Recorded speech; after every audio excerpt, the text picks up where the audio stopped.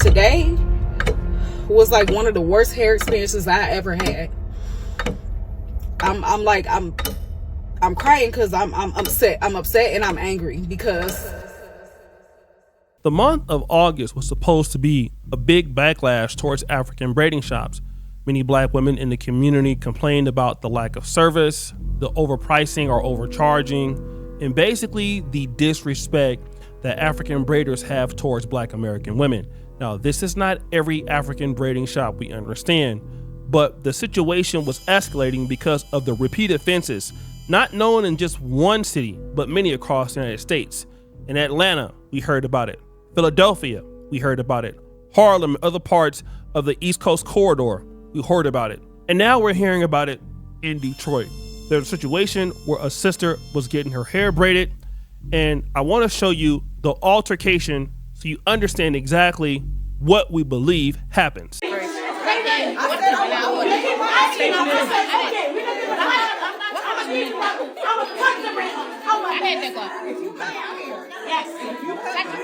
what? I've been talking to you for 9 years. And what? What you mean, and what? That's not how you're supposed to operate. You asked me for a discount. I didn't ask you for a discount. And now you want more? And now you want more? No, I know I own dinner. You could have leave. You could say like you can stay that long. She was here before you, like everybody. She just beat me. And now you want more? And I said I have to be there. I said that. For everybody. You're just the only one. Since you're sitting here, you just asking me to talk like you know what? Let's go talk like adults. I don't have time to talk. Okay, well, I don't know what to say to you. I'm trying to handle it right. I said I don't have no problem with it because I said girl, I'm not asking you to take girl. I'm not a girl. It's cut her hair. But now you're asking more and more and more. I never asked. And I already gave you a discount because you have been asking that. I brought my own hair. That's not my fault. You can sit here for that hours. I don't have no problem in the situation. This particular sister, from what I can tell, is asking for a discount, all right, for whatever reason. And there's an African manager that is very upset about the whole ordeal, but we don't really understand the context. We just hear her trying to calm the lady down and saying, hey, listen, can we go in the back and talk about this, but not in front of all these people. So as it appears, the lady sitting down does not want to fight, and the other lady seems more aggressive, the African braider, in this case, a lady by the name of Mary. But this sister who was in the chair described her whole ordeal like this. So I was at Mary's African Hair Braiding on Kelly between 8 Mile and 7 Mile. I've been going to the same lady for about 10 years. I'm sorry, 9 years. So she recently opened up a larger shop to where it's like maybe 20 braiders, but the customer service was very poor. The shop opens at 8 o'clock. I was there at 7:30 out there in the line. They let us in at 8. The braiders didn't start showing up until 9 o'clock. By this time, it's about 20 of us seated. So only 2 or 3 braiders showed up. And then about another 20-30 minutes, another one braider came in, and they just started coming in periodically all the way up until 11:30, almost 12 o'clock. So they had a list. I was on the list. For some reason, I got skipped over, and I said something about it. But there was a lady about to get her hair done by the lady I was supposed to get my hair done by, because I was ahead of this lady by a whole hour. So I said something to the lady, and she told the lady, go ahead, sit down, don't worry about her, as if I didn't mean anything. So I brought it to the other lady's attention, and she was like, no, you sit here, you get your hair done. I was like, you know, at this point, I just feel like she does not want to do my hair. So I am just going to wait until the next person. So it took about another hour. So at this time, it's about 10:30. I finally get a lady that's doing my hair. For some reason, I don't know, she couldn't get my part right or what was the issue. I just know that another lady came over. They started arguing over my head, and the lady slapped her while she was in my head. Okay? So I got up, I moved, okay? And they started fighting in the middle of the shop, which is, it was crazy. Just poor, very poor customer service. So it took about 30 minutes to get everything calmed down. So I finally get back in the chair with the same lady that got smacked. Okay. So I noticed like about, 6 or 7 braids in, she wasn't using any product on my hair, and my hair felt real dry. So I'm like, okay, I don't think my parts are going to be, how I want them. So I asked to go to the bathroom. All the girls know when you don't know how your hair is looking, or you skeptical, you go to the bathroom and check your hair out. So I went to the bathroom and I took a couple pictures of my hair. It looked like my braids, it looked like my 5-year-old daughter did my braids in the back. My parts were not crisp at all. There was no product on my hair. Some of the braids were intertwining with each other. So I'm like, okay. I walked out the bathroom and there was a customer out there. So I asked her, I was like, what do you think about, my parts in my head? She was like, oh no. She was like, no. So what she told me was, she was like, you want to know what? She's like, I'm back up here today because they played in my mother's hair yesterday and her parts were terrible. I'm like, okay.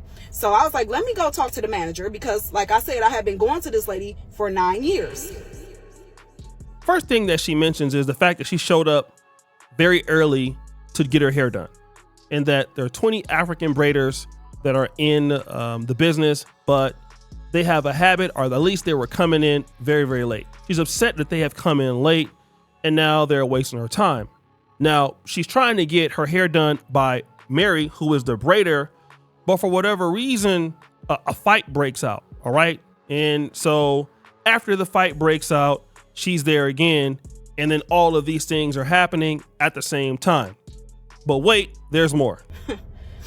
I bring her to the back and I'm like, Mary, I'm like, can you just take a look at my hair? What do you think of my hair? She immediately started going off like, no, I'm tired of this lady. She give me a lot of problems, blah, blah, blah. She's fired. I fire her today.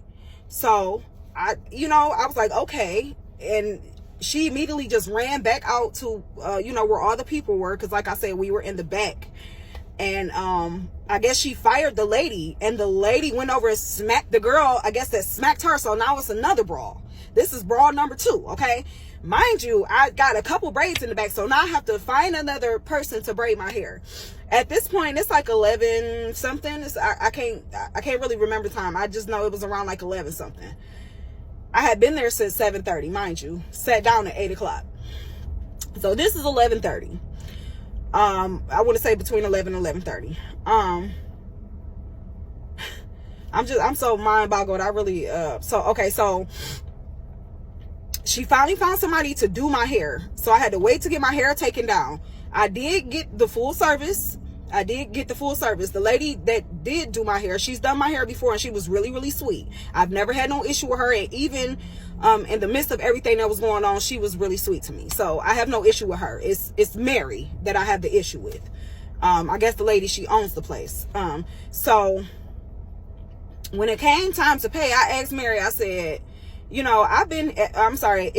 what time is it? It's 6:15. I just left about 15 minutes ago. So I've been there from 7:30 in the morning. I'm going to just say 8 because that's when we walked into the shop. I've been there since 8 this morning till 6 o'clock. I haven't had nothing to eat, nothing to drink. I'm tired. You can look at my eyes and tell. So I was like, Mary, can we go in the back and talk? Cause I want to, kind of discuss the price. I'm like, it was a lot going on today. And I'm like, it took way longer than expected. Like I've been here for a whole shift plus some.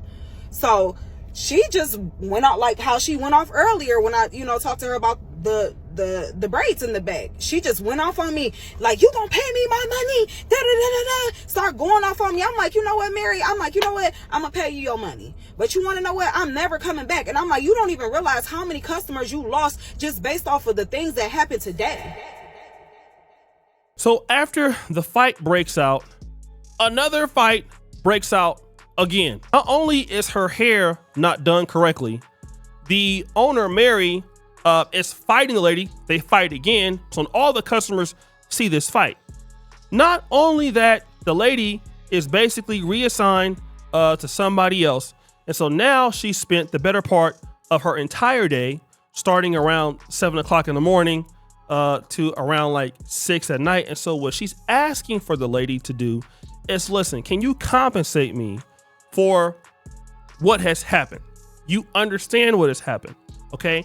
But so can you give me a discount? Mary responds with a no and starts getting defensive from what we saw in the first particular clip.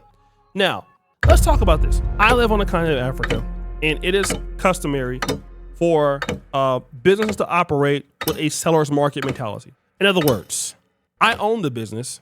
Yes, you're the customer, but you should be glad or happy that I am selling to you. Like, you should be glad that that's happening. In America, most businesses operate from a customer service mentality where we want repeat business, and customer service is the most important thing. Unfortunately, people who come from Africa or the third world, it is very likely that they operate business from a seller's market mentality. So once they come to the United States, it may take them a while to actually grip what's going on. So she says, I paid Mary, and then you know what? I told Mary that you're never going to get customers again acting like this because you don't understand how many customers you lost today because of what happened in the business. But wait, it gets worse. In the meantime, I did talk to Mary, and I'm gonna just say that the conversation went sort of like the altercation that happened in the shop. She still was yelling, calling me girl, little girl, and all this stuff, and just telling me basically I was wrong. And I told her I'm not going to apologize by any means necessary because, again, I was not wrong. I was the victim in that situation. I did record her conversation with myself, but I'm not going to post that. But she invited me to be on a talk show with her, and I declined because I just don't want any dealings with her. Her name is Chante. Not only was she disrespected, Mary, after the incident, did not even want to apologize. Again, I've seen this mentality here in Uganda, a seller's market mentality. Oh, well, that's your problem. Mary continued to insult her after the entire ordeal. Then she asked her to come on to a particular talk show where they could debate the issues, in which she declined. Now, she did say, look, I recorded the conversation, but I'm not going to put the conversation out there. After being disrespected and being disrespected on the phone, she still is refusing to talk about this lady. And she says, listen, I don't want any dealings with her. And again, this is not every African business that does this, but this is quite common from businesses that I've seen. I'm in Uganda. I've seen it across Africa. It's your fault. And the mentality that some of these businesses have when they come to America is to treat, Black Americans or anybody they deal with, other Africans, in the same way. And this is what causes a divide. Even Black Americans in business, we can do something like this, but we're going to have more leeway with Black Americans because we're the same people.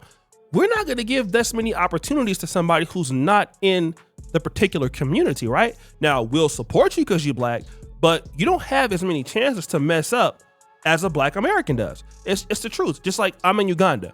I can't go around doing the same things that a Ugandan can get away with because I'm not one of the people in the community. I have less chances for mistakes. So Africans, when they engage Black Americans, they have to understand that. And it's not wrong. It's just what it is. So guys, what do you think? It's your boy, Shadu Jackson, back at it again with another episode of The Celebrity Junk. Our producer for all that you do, subscribe to the bell. We're out.